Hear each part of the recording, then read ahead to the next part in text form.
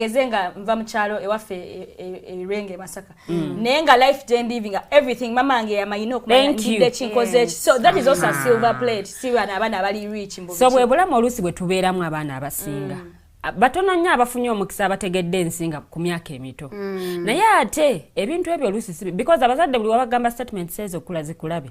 Jendi jojja kati gomwana obeera ogamba mama yali ategeeza omala kkula n'otuukayo n'olyoka omanya nti muzadde wange yali ategeeza kino na kino. So nga ate omwana bwe bakugamba wano ng'obudde bukyali kyova abaana abamu balakinga career guidance osanga omwana kati nganze yalina ebiroto nga 10 leero nkera nenjagala kino nenkya nenkera nenjagala kiri nti oluusi omwana ono bw'atagaidingibwa ng'obudde bukyali n'omulaga ensi bweri nti munnange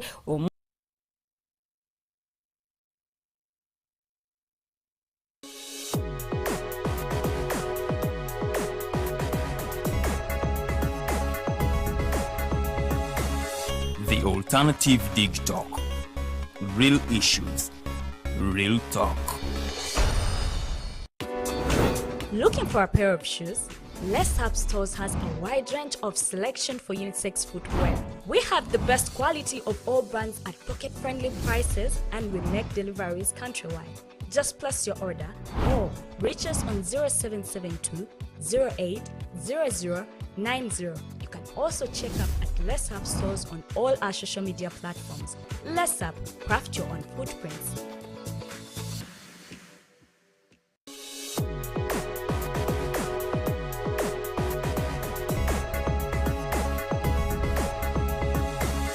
The Alternative Dig Talk.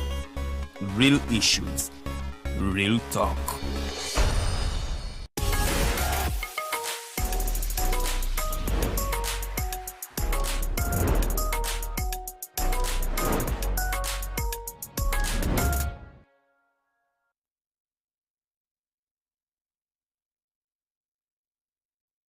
Hello, beautiful people. Welcome to the Snap Talk with Teddy Teangel and the two beautiful princesses. We are back again, and yet with a very, very interesting topic.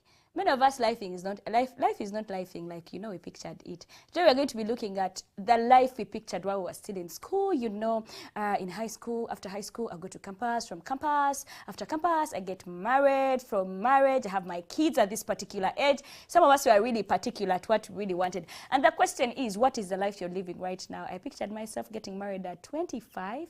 I am 27 still, with bare fingers. Well, let's dive into the topical discussion. Remember, I never come alone. I come with the two beautiful princesses. Endeavor to use the comment section. Tell us what you think about the topical discussion. Mune wali omwana aliye yomoto ayinza okulaba eno show since katuli mu holiday. I never know, it can help them to boost them. Someone is out there depressed because they are not living life like they pictured. They pictured their life. So it's never the end of it all. God's timing. God's timing is the best. The fact is, God's timing is really the best. Let me welcome the princesses and then we dive into the topical discussion of the day. Princess of Bunyoro was a quadrant.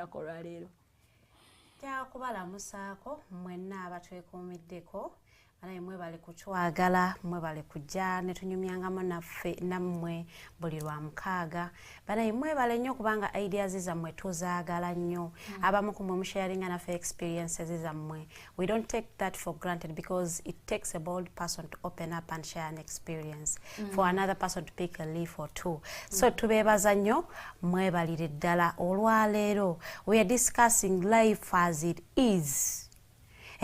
Waberayo obulamu bwe to picturing by this age I should be like this nga Teddy wagambye nti by 25 she thought she would be married to a rich man, but you're not just being married to a rich man.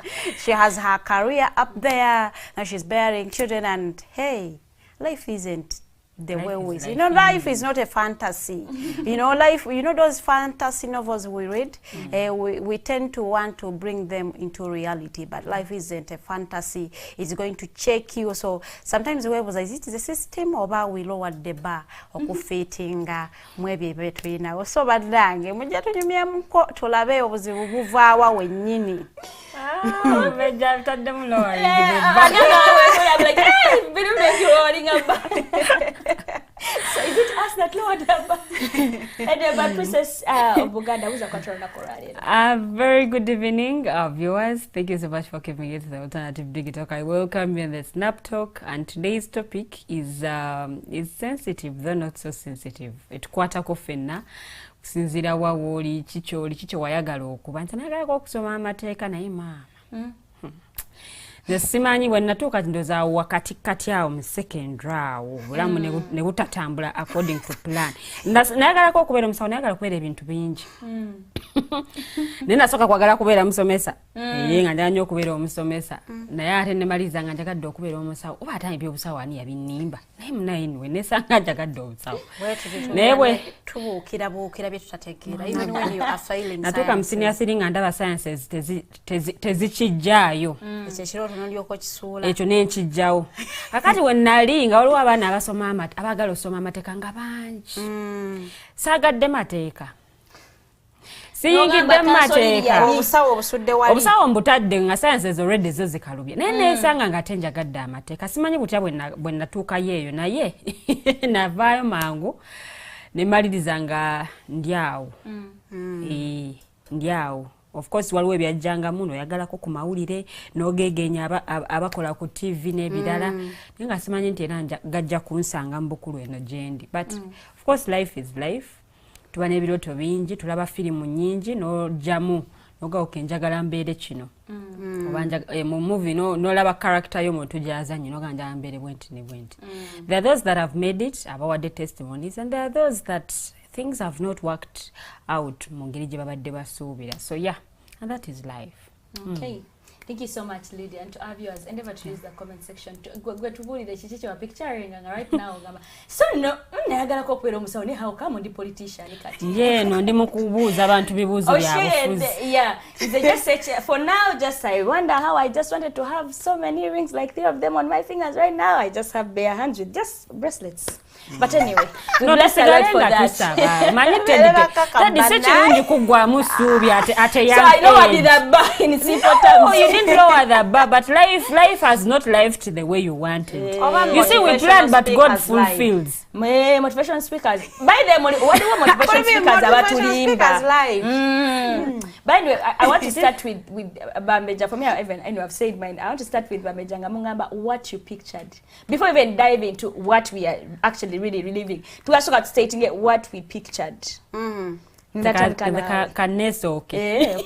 Kwa ngayo mchana gwe nalaba nga akikubye. We twabeeranga waliwo omuwala nga alina akayumba ke kweganga omulaba akanyirizanga akafaako. So that's what I had in mind. Kula nga oveke waka funa akayumba kaawo bweza 25 awo obe ng'ovudde ku lujja officially nga n'empeta oyina nga Tenjo bw'akyogedde.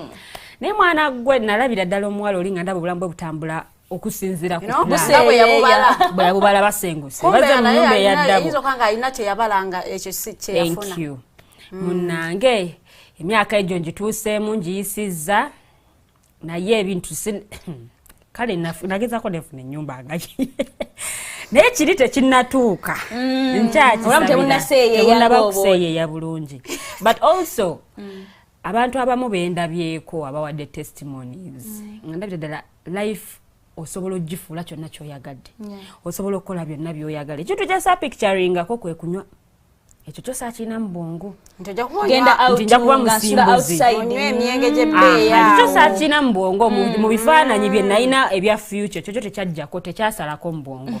Naye ebisigadde ebirungi nabyeyagala. Manyi ebintu byasindaleero ebyo nabiyiga later, naye nalaba ddala nga mu butuufu enaaweereza 25 okusinziira ku kifaananyi kye nali mpicturings. Obulamu bujja kubeera nga butambudde nga bwe nali mbwagadde. Esente ku account kweziri neebeerera mu nnyumba yakwe gamba obufumba wali webuli wonna nga buli kimu 25 wala nnyo nga ddala obeera otembya 25 nga tonnafumbirwa nga tokola nga bank account yo teriiko ya account bwezigendako bwezivaako teziwera ziyitamu bweziti oba wakazeeyagaliramu ku ssaawa eno eddakiika 2 eziddako nga zivuddeko nga toyinaako yadde n'okuwera kati lutalo. Okay, I'm going to one time, so I was having an off record with Farida, and Farida told someone, "You didn't just wake up 40." And that also told her, "Kale mama, bali chikugamba." I was like, "Why?" So I really want to know what Farida pictured, and then we dive into that what before and now. Yes. You guys, now you know how some kind of discourages, like when you look at the life you wanted and the life you are living, you are like but it is good to dream. Sometimes these dreams we dream come true. Na ye bisera biba byanjawulo muko nta I'd wanted to drive a G-Wagon at 25 and I might drive it at 40. Yes, it is a dream came true, but at the wrong time. Yes. At the wrong time. So I always tell people, I love soft life. So I've been to be in Kalubis, I've been Kakalukana. Na tenjagala nyo okubanga nekolera. So when I'm soft life to loza mjaga nyo bampe sente. Jaga nyo kwekolera yate tontwala ku site kuwereza msenyi. But it means that I sente ngangenda kozesa my skills bansasule onsongera nga waawo mbangenda kugenda bugenzi nchikole. So nayagala nnyo nagambanga inze nja kwezimbira ennyumba yange. I will buy my own car before I clock 30. Buy my own car. I've always wanted to give birth to 2 kids. I will have 2 kids before 30 or by 30. Bidoto. Wabiwandika kapapula. Mbina. Wabiwandika. I didn't even need to write certain things. In the end, if you open me up, I just have them off. And I was like, Eranga tugenda we go to Dubai for holiday. Wow. Ne family yange. Adai. I can't. Life as it is. Banange. So I have not gone to Dubai for holiday.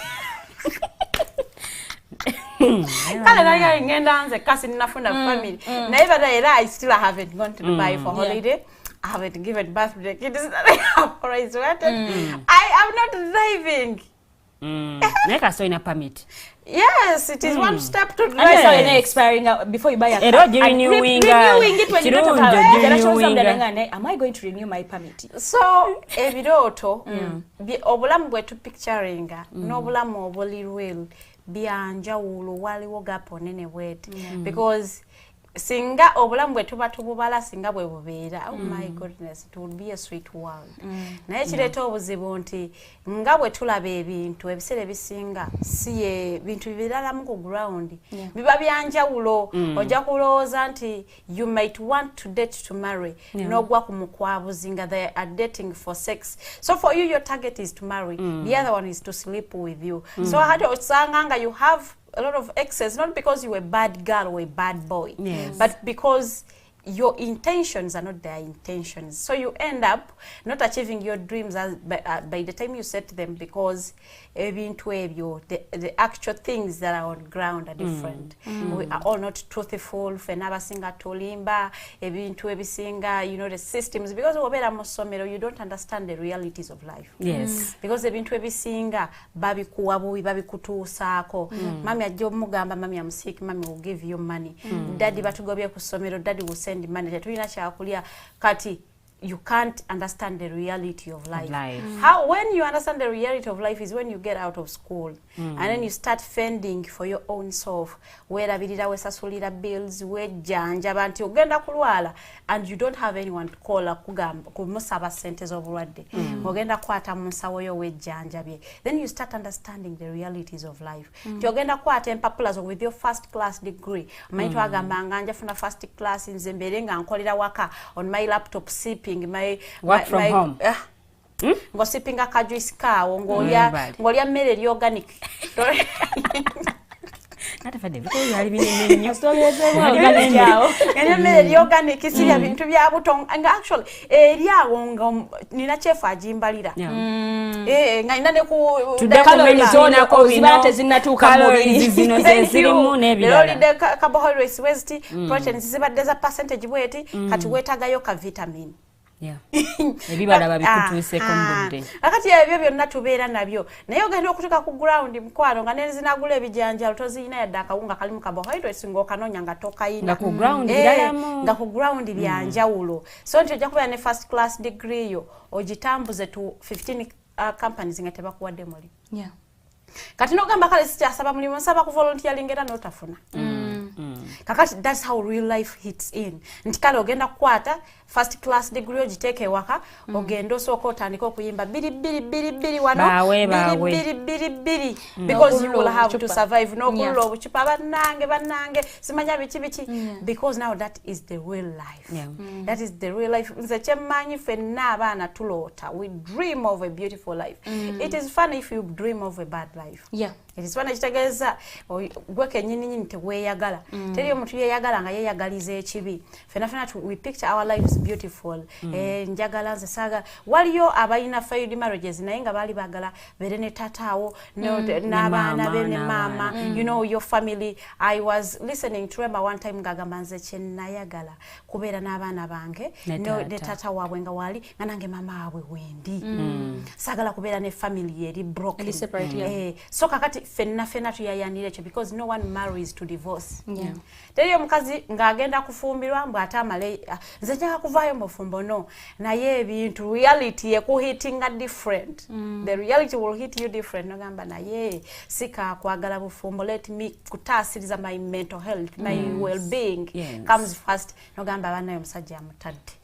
Angende facing obulamu nga bwe buli. It isn't what I wanted. Sayagala kubanga mbalirwako maliyambu yafumbirwa wano nafumbirwa wali eri. But I mean it is the reality. You either lose yourself protecting the marriage or you get out of the marriage and protect yourself. So reality is obulamu hits you very hard, but yeah, you will have to go with the flow. Okay, thank you so much, Farida. I want to encourage all of you that are watching that life is beautiful and God's timing is the best. So today's It's coming.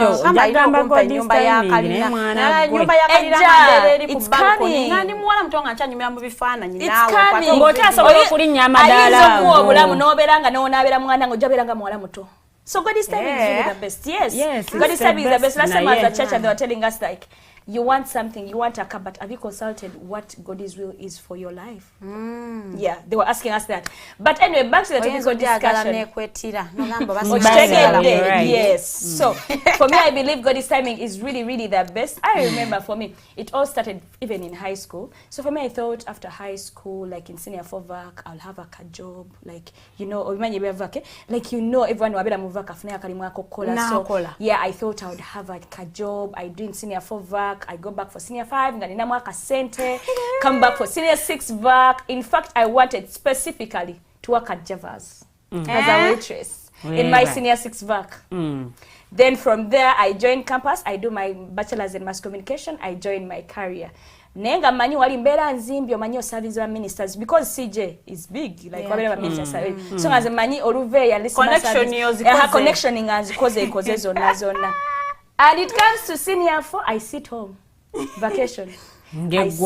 Yes, negwako nenjikuba wali kyenakola mu post nabala kusiba nviri nazisima mu vacation ya senior 4.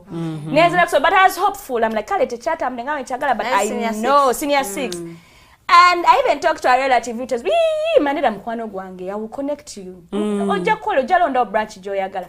Senior 6 comes. And it sounded easy. It all sounded so easy. And senior 6 comes. Yeah. My dear ladies, men, I sat home. Kuvatu mulamu December usually, January, February, up to March, August, April, May mukama nanyanukula, but not at CJ's. Antwanga even never do kola so antwanga na employing. I wanted to work at CJ's by the mind you. And Antwanga employing a restaurant. She wasn't having a restaurant. Ye employing a kudu kale muyambe akoma manya boutiques.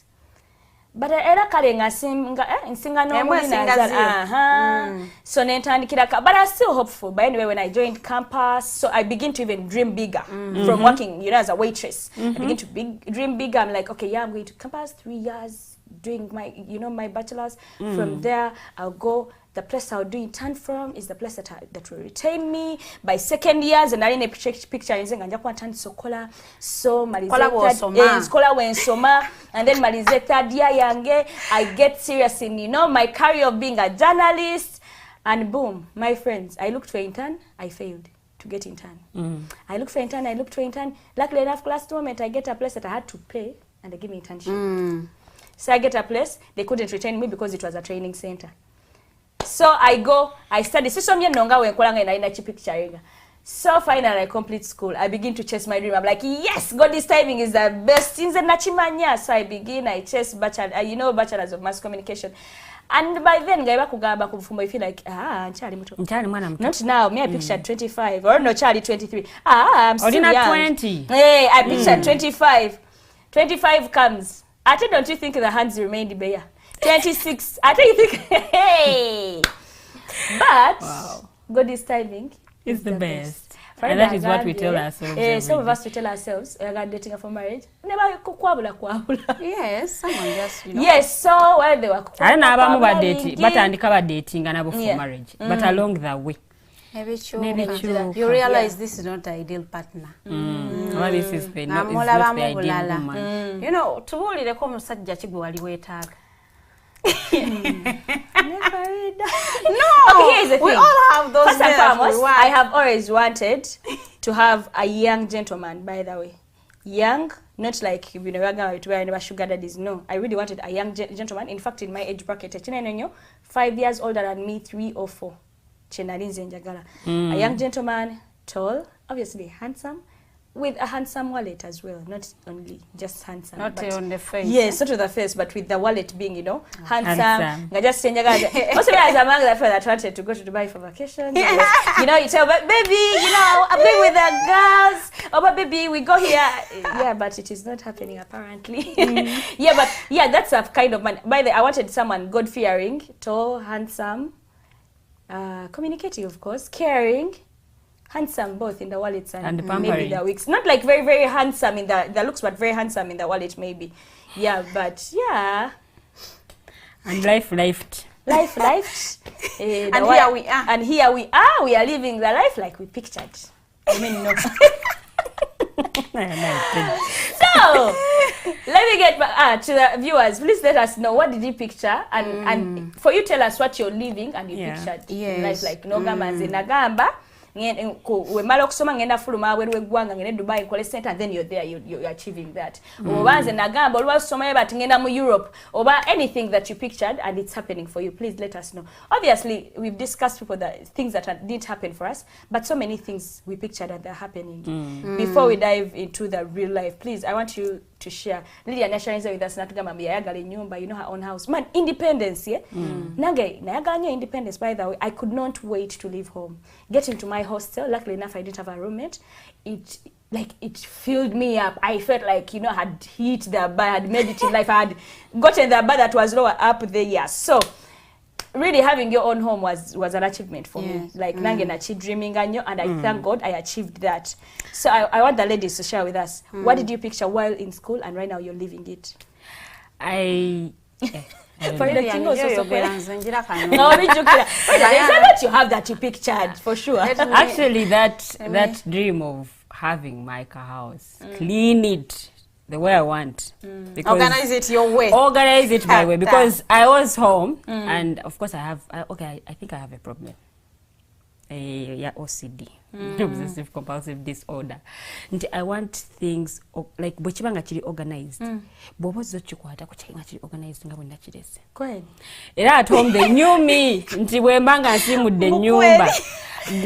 I never get a squagala nga newe banga nkusa amasefulia nga I would have issues with someone azijjayo kuzifumisa kati nga njagala nzikuute mbere nga zirakawo ngozako bulabi tezikola so sibe njala kati now I used to have issues with people at home because I was the opposite of them.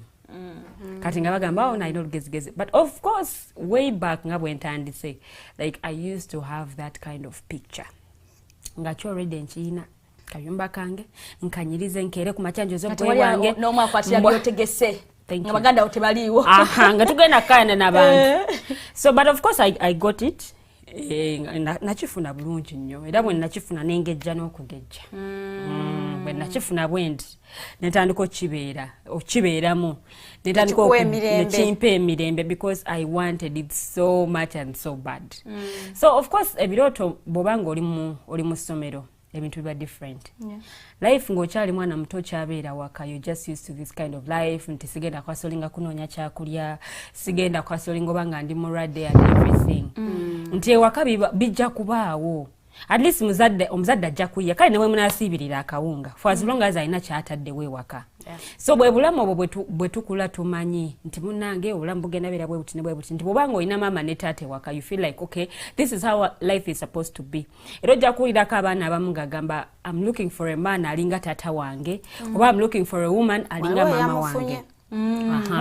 Awo abantu bali like abamu babafuna naye oluusi biva waka nti kyenakula ndabe waka kyentandika okuteeka in my mind nti bw'abanga wakulira mu family erimu maama taata ffe baana ffeka abaliwo tewaliwo baana balala kyekifaananyi naawe ekyotambula nakyo oba byebyoto byotambula nabyo nti bwe ndiba nkuze bwe ndiba noonya partner naye nfune partner obanga alimu afaananyi alinamu embeera za maama wange oba alinamu embeera za taata wange oba amaka tugafuule nga bwe gaali ewaka nti ewaka byaliyo and everything.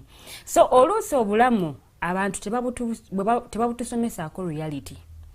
Abazadde abamu balina statements ze bakoza kulazikulabe gye ndi jojja nti all those statements bo tebakubuulira gyali obulamu buli butya. What is the reality? Because nze omwana nja kukwata I used to see obu videos kati ku social media nti bwe nabeerange wakanga nsala ennyaanya kino gwe bayita omutima ekyo kyawaggulu ekyo nsala nga kisala kinene n'ekisuula eri naye bwe mbadde nze okakekejjula bwoti kasaako kaliko kakojjako kokka n'olabira ddala ng'ennyaanya yonna okumpi ojjula kugisala kugimalawo naye ng'ate bwe wali ewaka osula n'emmere because si gwe wali obigula. Naye ebyo byonna abazadde tebabitugamba nti omwana agenda okula nga living that extravagant life but because they were not guided from home. Because amaka oluusi agabavuga kuteeka mu layini oba bagula kwota ya sukali nga mwana mwino ginywako mukwano ajja ginywanga weegendereza okekkereza olina okubalirira ne thank you kuba omutalina okunywa kyayi ku makya mutuntu n'olweggulo naye ate amaka agamu yes amaka agamu because nze nzijukira dda nga okweyongeza kyayi nga kiba kivve like onyootya kyayi ne weeyongeza oba onfuna nti tubalirira sukaali sukaali tumubalirira so gwe tolina okitegedde man naye kati wano osobola okunywa kacyayi ne kakuwoomera noga kanyongeremu ekitundu ky'ekikopo yes naye bw'obanga oli mwana muto life ebeera wano ku silver plate bakulowooleza everything you have to do. By the way even those from a humble background it's not even on a silver plate for rich people.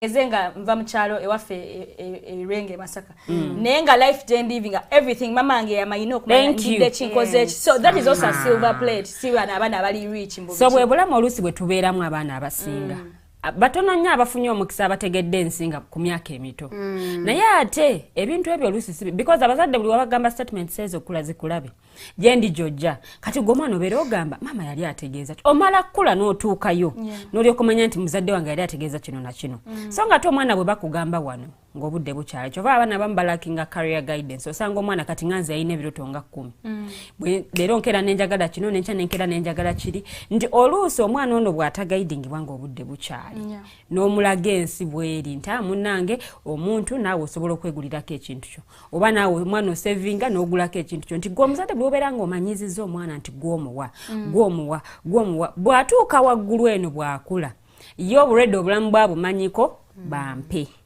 bampe yetawa bampe kino abeera mu kureceiving receivings naye ate naye neyeerabira nti naye alina okuwa oba onfuna so obulamu buno bwe tubeeramu nga tuli baana bato bamanyi okugulira baana cartoons zino gundi waliwo cartoons ezo zebateeka ku nsawo ku bibeebika Sofia baani bwe bato and all that so omwana ono they start picturing life mu mbeera bwetu nti buli kyalaba eno katuni bagiwa kino bagiwa kiri bagikolera kino bagikolera kiri naye ebyo bitandika okubeera ebirooto bye era ojjasanga abaana bangi ng'akuze naye ng'ebirooto bye bw'olaba byayagala birina katuni emu oba kamuvi akamu mwe yabiraba nga byatambuliddeko so ng'ate naawe omwana olina okumanya obulamu bwo ki ky'obwagaza oluusi kirungi nnyo oluusi okuba nabyo mu bwongo oba oluusi abamu atasobodde wandiika wansi nti njagala kino nakino bwekiti ne bwekiti oba njagala kino nakino bwekiti ne bwekiti but also you have to learn in life nti mulimu bye tuplaninga ne bitajja n'otabifuna naye nga wabipulaninga wabiwandiika n'otabifuna obutabifuna tekitegeeza nti you are a failure, no. Because like the Bible says, we plan but it's only God who fulfills. Yes. So also planning obulamu nga bw'oyagala butambule at this age ngenda kuba maze okusoma at this age mbere nga ntandise okukola mani omanyirawo mbwe malosoma ngenda tandikirawo okukola. There are people abamaliriza osoma n'otatandikirawo okukola. So bw'oba totandikiddewo okukola, it's not the end of the world. Tobeera failure, no. Because life has ups and downs. Farida bwe tumaliriza osoma ayinza ofunirawo omulimu. Tenjo Tenjo ayinza n'okuba nga ate ye asoma bw'akola naye ate nze ne mmala okusoma fena ntugraduatinga ku lunaku lwe lumu ne ndyoka ntambula ne mmala n'emyaka ng'etaano ne nguvaako bye nasoma ne mbyesonyiwa ne ngenda ne nnyimba engoye mu kikuubo ninnyeeko boda ez'enjawulo ng'owulira ddala omuntu ayogera oluzungu ng'amanyi n'ebigenda mu maaso mu ggwanga ng'amanyi n'okubyogera obulungi yes naye ng'ate yakola mawulire naye ng'obulamu bwagaana eno n'agamba oke kanjirangezaako wano bwenkyagwe opportunity bwe libeze ate ng'akifunyemu kyekyo kyaleetera abaana abamu okudisinga abaana bagendanga mu technical schools because they felt like wogenda mu technical schools oyo abeera firi era abazadde kye baalinga bakola agudde senior 4 bamutwale ku technical agudde P7 bamuweereze ku technical naye ate abaana abo mu covid baali bakola si baali ba essential worker abamu so obulamu bw'obu picturing oluusi si bwe bubeera naye oluusi bwe buba nga butwistinzeemu in one or the other tambulira ku flow because mulimu ebintu byetajja kusobola kukyusa tosobola kuzza myaka mabega tosobola kuzza budde mabega tosobola kuzza myaka mabega so bino byonna bye tupicturing nga tuli bato oluusi n'abazadde betaaga contributinga akubuuza oyagala kubeera ki because omwana bw'owuliza abaana bamaliriza P7 bamuuza ayagala kubeera ki I want to be a doctor, I want to be a pilot, I want to be an engineer, I want to be this bw'atuuka mu senior 3 ddamu omubuuzo kyayagala okubeera ki wali oyagala okubeera mu P7 because abo abasinga batandikira okukyusa senior 3 senior 4 atandika olwo okukyusa bw'ayingira senior 5 ne senior 6 olwo aba akote direction endala so it's upon also parents to contribute mu bulamu bw'abaana bano n'ebirooto bye balina nti oluusi tupicturinga ebintu ebirungi opicturinga bulamu bulungi bwa bbeeyi naye ate biyinza okukyuka biyinza okubeera ng'ozaliddwa mu maka amagagga n'otafumbirwa mu maka amagagga biyinza okubeera ng'ozaliddwa mu maka maavu n'otafumbirwa mu maka maavu movies ezisinga ze tulaba ziba ne happy endings movie ntono nnyo zolaba nga zina sad endings oba endings nga zikyuse because whenever they give us that is what we put in our minds. We feel like life erina kubeera nga movie. That's why abamu tutambuliza obulamu tubanga abali mu sinema.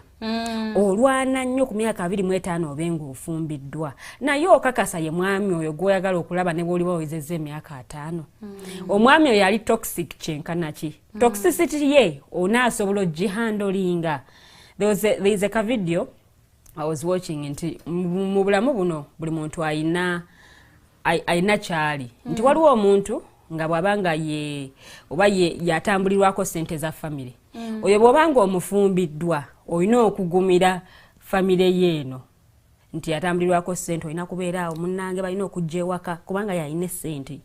Gwe bw'oba toyagala bantu waka omuntu oyo ayinza okulema.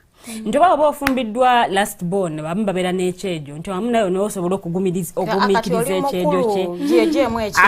Naye waka bamukuza munnange ye last born bamuliibita bamukola bwe bati ne bwe bati. So it's upon you to understand nti life oluusi bw'ogipicturing nga si bw'ebeera. Kalenda eno obeerako ennaku naye oluusi first tesobola kubeera Monday. First esobola okubeera olwokati first ya May yali Thursday. Yes. So ntisigamba nti buli first erina kubeera Monday oba erina kubeera Sunday. No, waliwo wetooka nga first ndala. So naawe manya nti obulamu bw'ebirooto oluusi byoba nabyo bituuka oluusi ng'olina obikyusa oba embeera gy'olimu neekuleetera okubikyusa. Because life tetambula ku straight line. Lubanga lugendo mbamu ebiwonvu ebiko amakoona and everything. So nchigamba kati abazadde bw'obanga olina omwana ewaka abaana balina ebirooto naye manya omwana aloota atya. Waliwo okuloota emisana nga byolota tebisoboka. Okiwulidde? Naye ate waliwo okuloota emisana nga waliwo ebyamagero ebijja okubeera because tubirabyeko nolaba omwana nga yava mu background njavu nnyo ng'embeera si nnungi naye nga talinako waali but it's not that ng'oli bwakikwe naye bwogenda okikubwa musobola okubeera abaavu omu n'ayitawo omulala n'asigala mu bwavu. Yeah. Okay, thank you so much, Lilian. I just love how elaborative you have been. And if you're there and you're not encouraged, because for me, I feel so encouraged. Yeah, tubala. But you're not even, some of us are not statisticians. Okay, we are not mathematicians. Inti chetuwaze, bibera bitufa and all that. Bibera bija tukirira. To be not tukirira. So I'm crossing over to Farida. Biwawala.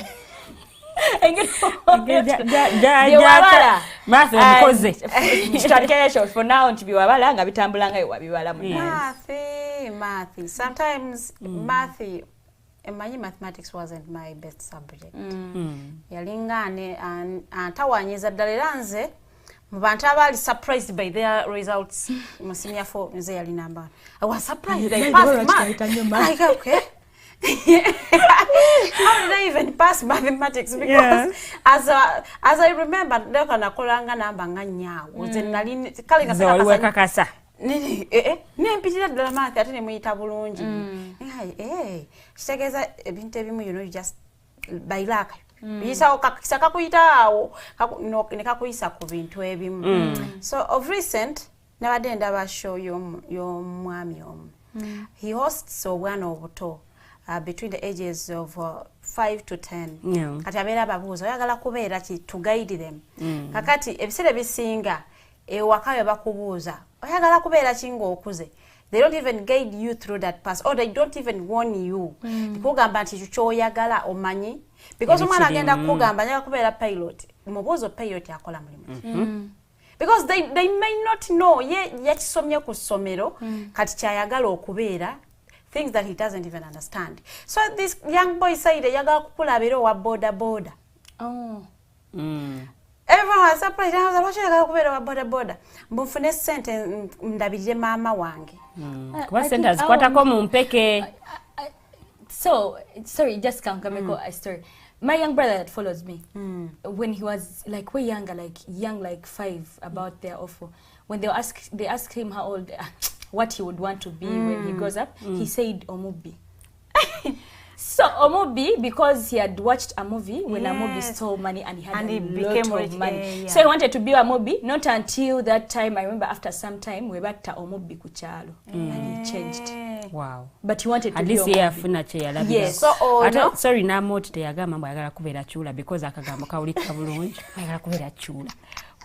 So ono ye yayagala okubeera wa boda oba ayagala okubeera wa boda because aba boda bafuna mbu sente buli lunaku ate ayagala sente alabirire maama we.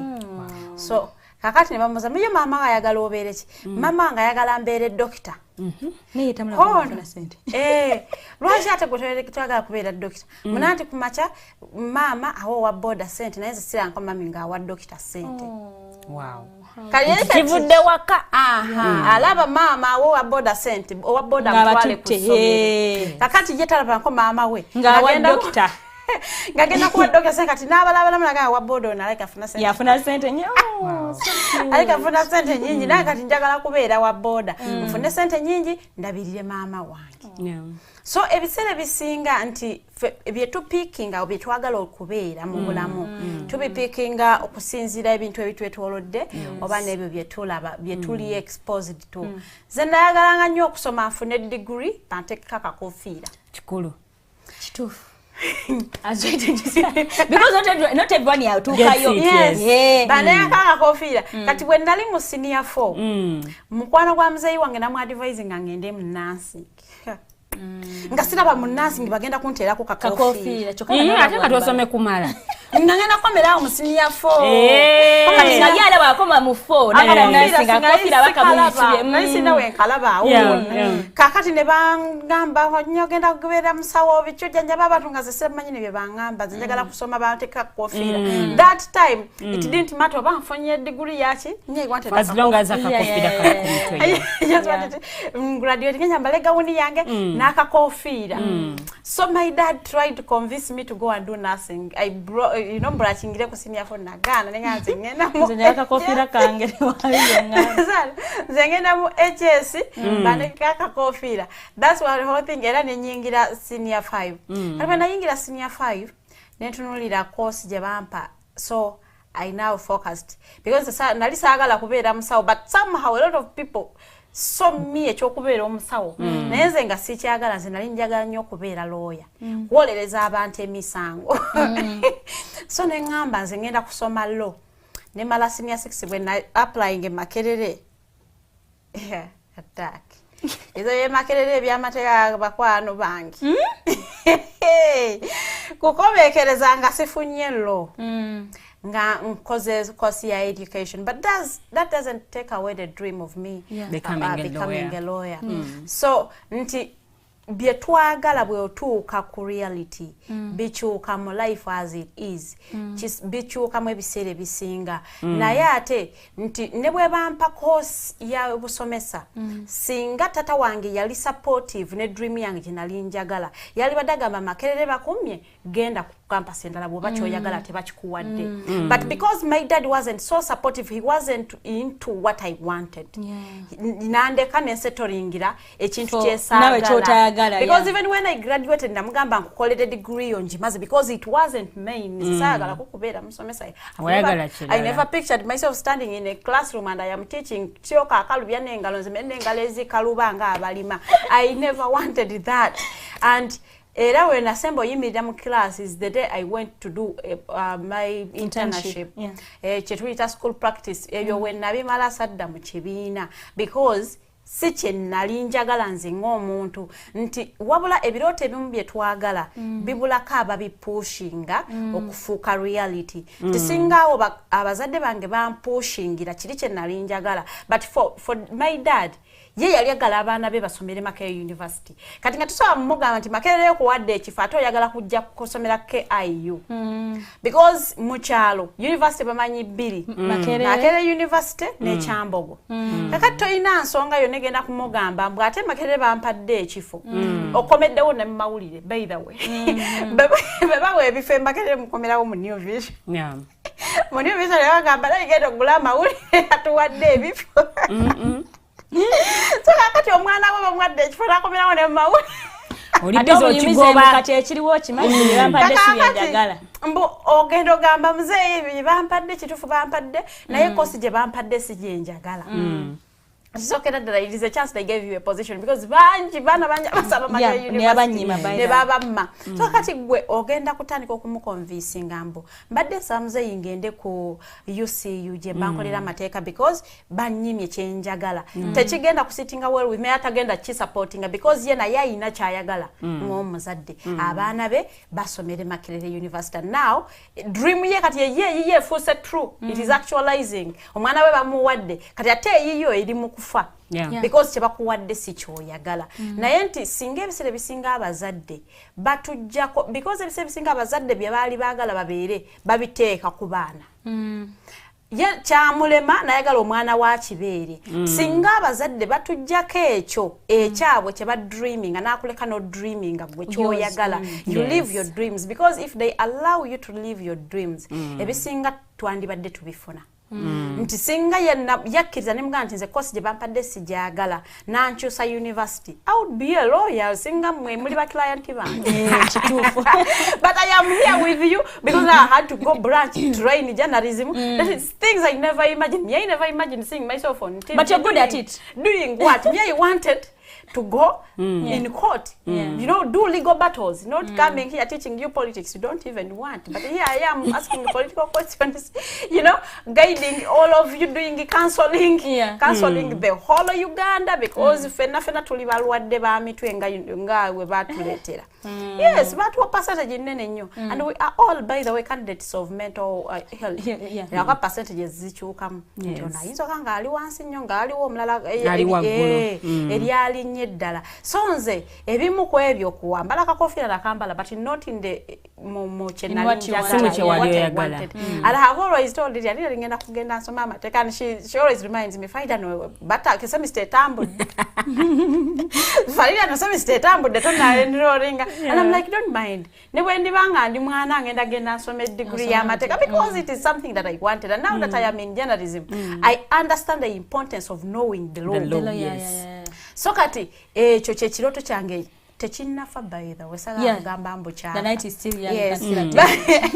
But waliwo ebimu ebyali byennatuuka ebituukiridde and waliwo byemmanyi tebijja kati because time wayitawo ne direction yakyuka right now. Even my direction is changed because now bwe tubeera abato we just dream but as you grow up otandika okulaba ebintu differently no biraba in reality kakati ogenda okulaba nti otandika okukyusaamu ko mbe wali oyagala not being forced but for you to align yourself with the realities of life ogamba kino kye nali njagala naye tekigenda kusoboka yes mukama namusaba nampa omwami n'omwami wange nali njagala ngende mu maka g'omwami nga ze waffe nankima naye omwami wange talina busobozi ekyo mukama akikumye kangende nfumbire omwami ge tunaakola aja kujje waffe bamanye mu butongole so that those realities of life ebikuforcinga okukyusaamu mu ebyo bye wali oyagala not because nti tobifunye naye mwaka akaseera tebiriiwo ng'ate obulamu bulina okugenda mu maaso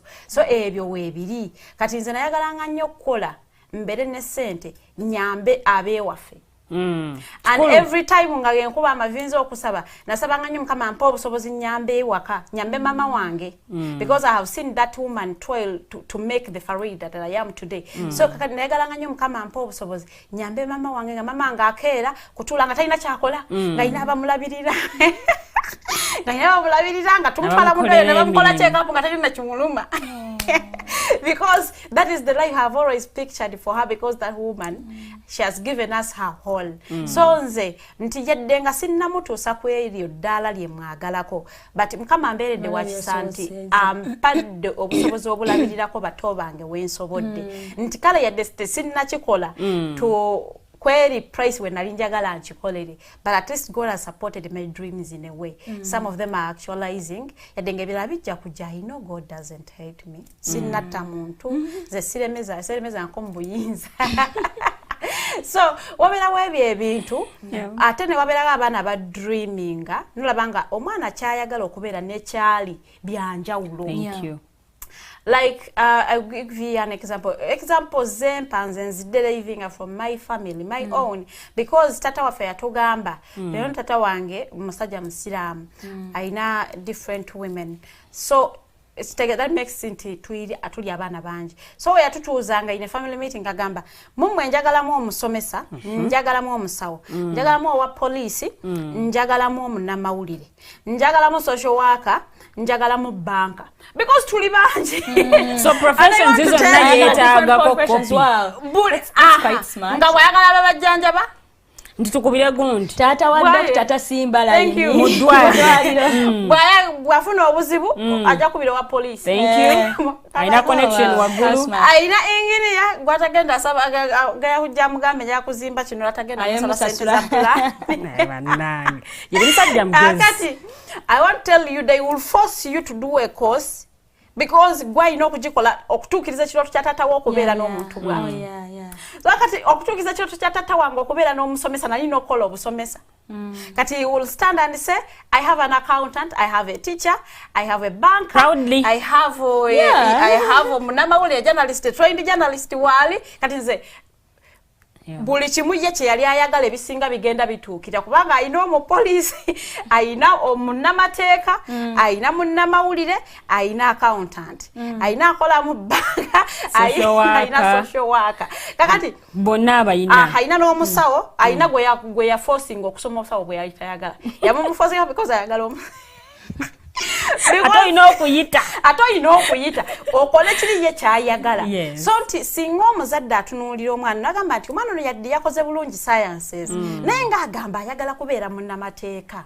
Yes, sciences azitegeera bulungi because oyo aba naturally bright nti buli subject emwanguyira okuyita naye ekyo ky'omukaka si kyayagala because bajja gejinga performance yagamba yayise bulungi sciences agenda akole BCM naye nze nayise bulungi sciences but I don't feel myself when I do sciences. I want to do wazise wambeera because instead naye njagala kugenda wali nkole arts. I want to understand the history of the country and how systems work and all that. Kakati omwana bw'ati ogenda mukaka okukola kyatayagadde because goyina kyoyagala ng'omuzadde nti ekivaamu nti omwana oyo oba omuttidde future ye omuteese mu kintu kyatayagala. Nze nagamba naye abantu mubaleke bakole bye baagala because when someone does kyayagala the passion pushing okusoma asome bulungi eba yanjawulo nange gwe baakakokola kyesiyagala. So nti singa abazadde batunuulira nagamba nti omwana ono yadde agambye ayagala kubeera musawo naye aggressiveness ye gyayina tegenda sobola busawo obusawo bwetaaga omuntu ali detailed ali nga paying attention ali patient so tebyagala muntu apapirira nnyo muntu ali aggressive tasobola busawo naye ate omwana akugambye ekyayagala so you guide them ongambe ekyo kyoyagala naye tojja kisobola because that is not in you in you okuba ekyo. Okay, thank you so much. Zano nali njogera nnyo nga ngenda beera munnamawulire ngamba n'amawulire agali up to date akayimba kakafuluma nga ani akulagula tumusasule my mom and my siblings nze ngamba n'amawulire ku buli muyimbi era nali manyi ndowooza bwe ndiba nkoze amawulire njakola shows entertainment nga mbeera up to date n'ensonga zonna ezikwatagana n'abayimbi era nga nyina okukakasa nti at least naalo ng'agenda okubuuza ani yayimbye oluyimba olwo nga nze mumanyi actually agenda oddubuuza nga ndumanyiiko kwota oba half so nga ngamba bwe ndiba nsomya amawulire mukama waali bayagadde ndikola shows za entertainment neraba gyendi. Thank you so much, Lilian and Farida. First and foremost, I really want to appreciate these ladies, us, the ladies in studios, for sharing our lives sometimes. Yeah, it's not easy for someone to come out and speak about their lives, by the way. And I love when Farida said, and she said, this is what I quoted, she said, right now, I'm teacher, I'm training, and I still feel like I will go for the law, be it when or when. This time around, maybe she's going to go for the law, not necessarily to stand in the dock and now in court, but then to help her, which is actually as well very important. So I'm just encouraging people out there that your dream may not work in that particular time, but don't let it just die. So I work with ladies, I'm going to use you as an example. I work with ladies who didn't picture themselves be like journalists. We have an IT personnel, and then we have a teacher by profession. These ladies like by different fields. Farida Nangama, she never pictured to be like, a journalist. But because she never pictured to be a teacher as well, her dream didn't die there. And then Lilian pictured that, no, abuna maulide and computer really, we work hand in hand because production to a computer. So why would I, be there and I'm just an IT? By the way, Lilian wanted to be a secretary. Then you'll get there. I'm sorry, I apologize.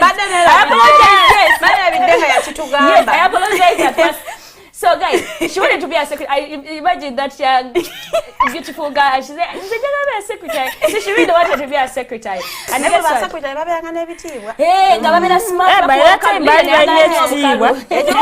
yes. But here is the beautiful part. For some reason, Lilian is one of the people in this organization. I'm using their lives not only to brag or to do what, but I want to encourage someone out there who do like so many multiple things. She wanted to be a secretary, not necessarily. She didn't go to study that, but she acquired the skill. She got the skills, and she is doing that in the company. But she doesn't stop at that. Any IT-related things in our company, still you have to run to Lilian. You get so. Yeah. Do not let your dream die. And on top of that, she's one of the best hosts in Digitalk. Like here she is. Like so. Why am I saying that? Like, don't let your dream die. Kale nayaga lokola secretary. Go. get that degree. If we to kind of mulaba when we write scripts, my way to gamba, oh, teacher or literature, go about to yabo editing. You get so. Yeah. All I'm saying is, don't let your dream die because there is. And she's actually teaching right now. Yes, she teaches us because katwantu kanga certain words ogama nina Sharidi Antoni, but listen that she was Farida because she's like a dictionary. Yes. Why? She did education in literature. So don't let like your dream die because whatever nabali by the agama kinga nesoma sime watatange nesoma okangeze wajala since when nalinjagala, so you make your dream dry. Yeah. Sorry, die. Why am I saying dry? Nechiwela or nechifa. We have someone who did engineering for their parents. Naturally kanaga kati mwechamwe nchilese degree ya mwenjibale chile and he went and persuaded the bachelors in mass communication because it's what they did. So I'm using my colleagues' lives just to encourage young people out there. You could be in high school or primary or at campus even, but you feel like it's 15 in soma maridiz and in third year last semester. But what do I do next? My young person, here is the thing. Don't be discouraged. But when you get that new job, at least use that knowledge you acquired in that field. Ogamet kale ya dwaliro nga sasoma bya dwaliro, kanyambe ko receptionist. Muna reception obera ku reception. Guno ne guno gubera mulimu so that I can help out in one or the other. Yeah. Because we are in a world where people don't want like dumb people. People work with smart people. If you're not smart, insinge kuitako. Look for that job. Start from wherever you are. When I started working with Digitalk in my third year semester as a volunteer. But for me, it was an achievement because all I wanted was not to look for a job after studying for 3 years. And I remember praying to God and I told God, God, even if you give me just name part-timing I'm a media, I will be grateful. And God made sure I work in the media just like I wanted it. So tukaba government but I feel like so many young people are reluctant. Alabanga nakola education bachelor's yange tuliddawo nze sibe nalinjagala and they just sit. Well, as you can say tuyina abagwira banji abalitwiya. You can say kangene somesoro ruzungu because those people don't need too much English. It's basic English. And that is a job you have. Okay. So young people, I think yes, the government has not worked maybe. They're not my words, like you always say that the government has not worked. But there's a lot we can do. And let's learn to volunteer. Like so money-minded. Because when you volunteer with someone, no one is going to want to have a volunteer at holiday. At us with the rent. Yes. You never know how your job can be like. I want a volunteer yenga. Nekale katumuyizo ka rent. So tulekera okujerege emirimu. Mpozi nature temwe ngomba nya abanywa. Gwengola babane basire queen be baliko gama banenze njagala bera ngono. You'll want to be like Shida Gashumba, but Shida Gashumba is a planned kid, sorry to say. Bam kolera and she's a hard worker. Because tali mbuni rambo Shida Gashumba kwa tata daddy netaga moto kempia. Daddy ora katina be Range Rover genetaga. No, she works for her money and gains that. Whereas fe tetuna na daddy goswaga ma daddy netaga but then you want to live like Shida Gashumba's life. So young people, it's just a call. Life teta mlanga itwajibala, but what are you doing? To make sure you fit in what is available. Just due to time, I'm going to ask Lilian akatalekeka on the topic of discussion of the day. Obulamu buchuka nga bwe tugambye, but don't let social media move your life. Don't let social media move your life. Tokkiriza social media kutandika kusalirawo on what you have to do with your life. Because obulamu abantu babateekayo ku social media buchuka. Muntu akuterayo obulamu akuterayo nga ali mu vibe ali mu bulamu obulungi naye nga muna agenda kusula njala. So ebintu byetulaba ku social media tubisengeke tusivinge chovala abana bamba bagenze mu kukola ebintu ebitetagisa because they want to live a certain kind of life. Yes. They are coping from one another. Febo tuva mu somero sibuli omuntu ogenda kubeera successful mu banga eri erisooka. Waliwo abajja kubeera successful after like 10 years oli awo abeere successful nga weza 40 or 50 or whatever. So gwe byolaba ku social media omuntu obulamu bw'ateeka tewali muntu atalera kuteekayo obulamu nga bubi.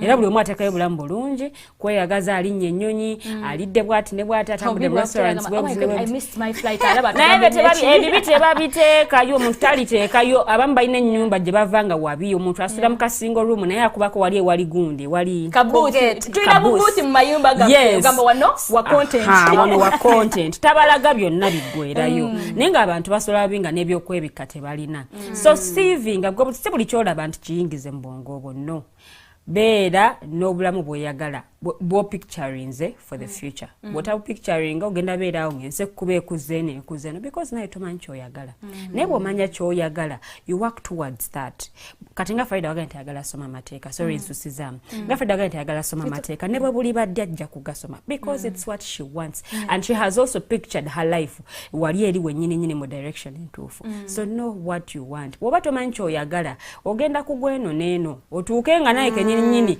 weekozesezza omubiri okozesezza owulire okwoya and like I just can't do anything anymore so know what you want bw'omanya kyoyagala ojja kusobola okutambulira mu direction ennungi and have people abanakusupportinga mu direction eyo entuufu yes okay thank you so much Lydia and Farida njagala okusookera ddala okubeebaza okubanga mutulabye olunaku lwaleero mpozi n'ekirala njagala kubategeeza nti life hits us different adulting is different era nze ebizibu bye nnafuna mu kukula paka wano oyinza okuba nga togenda kubifuna biyinza okujja in a different version so don't always compare your lives to other people's lives.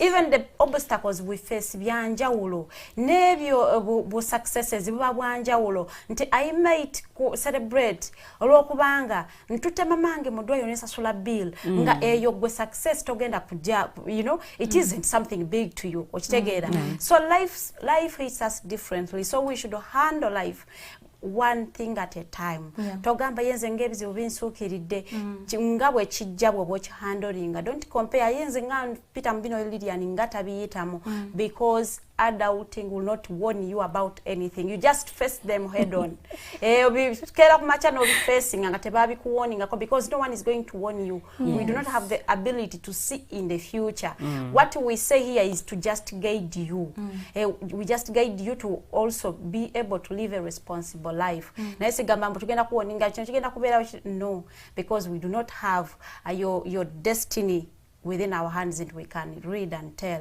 so banaye ebintu bino to be facing nga bwe bibabize ngamalizo nakulalo as I was getting out of my door tuinewa faskali skali yakera na kilininga no male bise bisinga yandetero kutandika okupapiriro gamba sawa kati zigenze zizi 12 sawa kati genze zizi 12 so today wake up I prepare myself and sirinayo gwe mpulira akirininga so nengana omusajja ono ngana mulabyewo ekiro so getting out of my door ne mulabanga yebase kabalaza nga yebise kadeya something like that so in me I was like musajja mulwadde musajja yafudde nga teyenyenya so nengena amukone kondabe exactly what is wrong ngenzo okulaba nga yenyenya nga he overslept naye yewunyiza nti obudde bukedde so banange yizo okubanga abadde ekyo sibwa kyanza me I have never seen him sleep buchanga ngenda so ayizo kanga ine bizibu bye byali mu battling but because he has to fend for his family had to come to work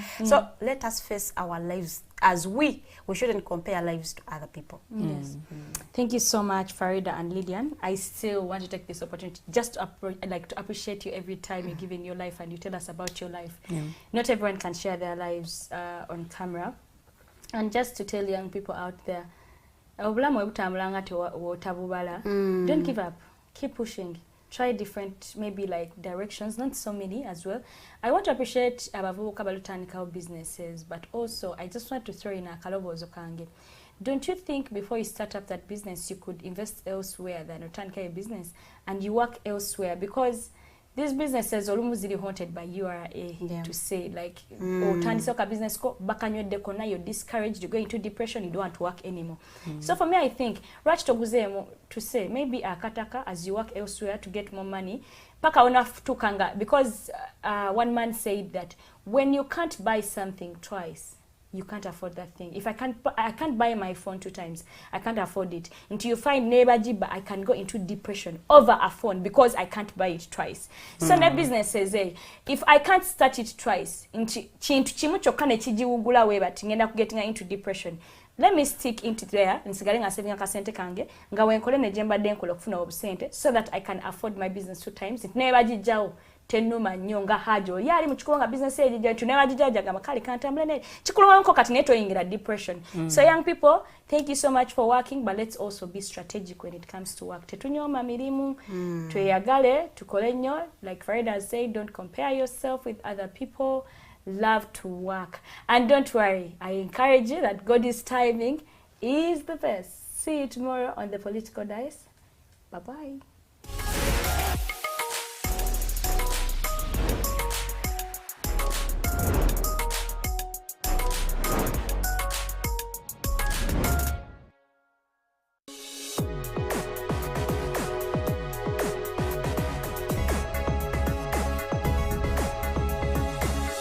The Alternative Dig Talk.